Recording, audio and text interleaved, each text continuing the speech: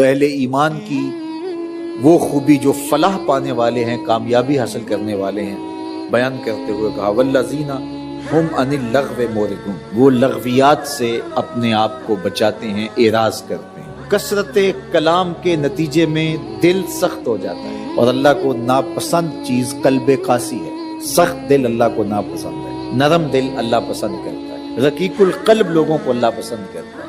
زیادہ کلام کرنے والے بیہودہ گو، ان کو جو دنیا کے اوپر سزا ملتی ہے، اور اس کا جو نتیجہ ہے بیہودہ گوئی کا، وہ قلب کا قاسی ہو جانا، قلب کا سخت ہو جانا۔ تو کثرت کلام سے گریز کرنے کا مزاج پیدا کریں، چونکہ جو زیادہ بولتا ہے تو وہ غلط بھی زیادہ بولتا ہے۔ ہاں، جہاں بولنا ضروری ہو وہاں ضرور بولا جائے۔ اللہ جل شانہ ہم سب کو زندگی کو بامقصد بنانے کی توفیق عطا کرے۔ زبان کو قابو میں رکھنا، اس سے کوئی لغو بات صادر نہ ہو۔ لغو اس بات کو کہتے ہیں جس کا کوئی مقصد نہ ہو۔ آپ نے کوئی بات بولی ہے، اگر آپ نہ بھی بولتے تو کوئی فرق نہ پڑتا۔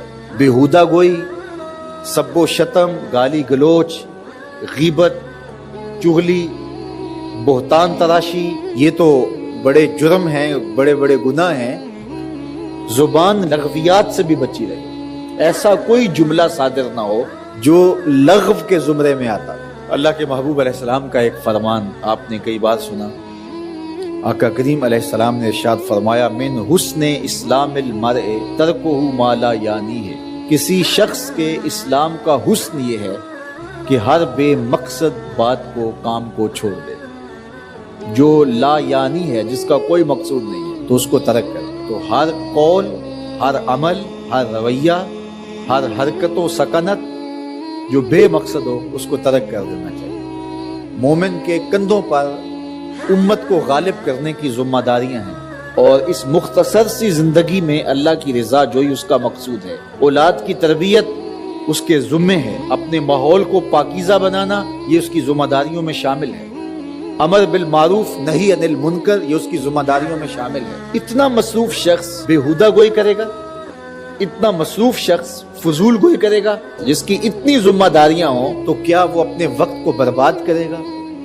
تو مومن کی زندگی پاکیزہ زندگی ہوتی ہے۔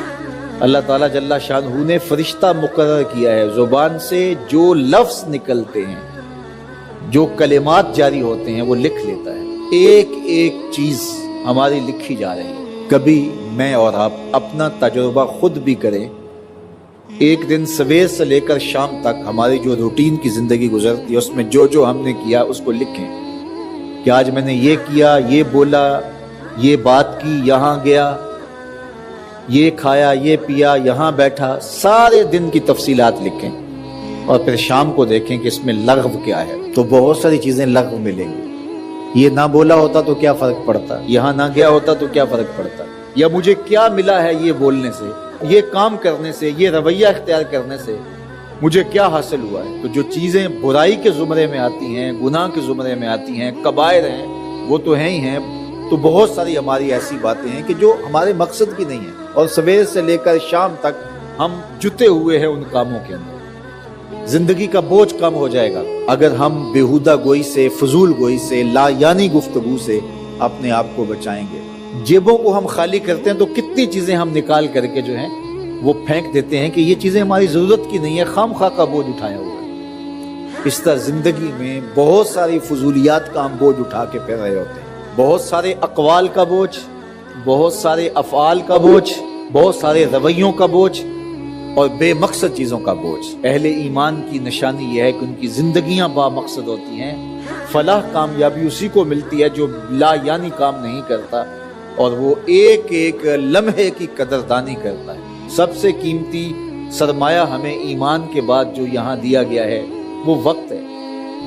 اگر وقت کو اچھے طریقے سے گزار لیں گے تو یہ دنیا بھی سنور جائے گی اور آخرت بھی سنور جائے گی، اور یہ قیمتی سرمایہ اگر برباد ہو گیا فضولیات میں تو بہت سخت نقصان کر دیا۔